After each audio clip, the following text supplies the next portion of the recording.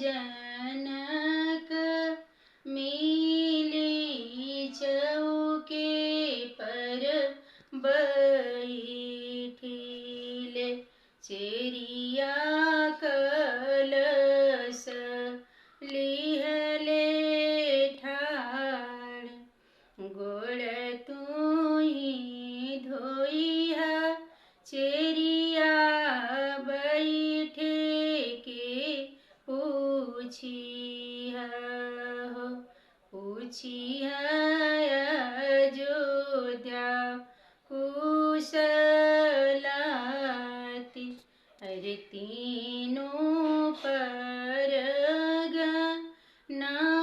के जे हउए मालिक, से हो भइले दुआरे पर ठाड़, गोड़ धोइली चेरिया बैठे के कहेली।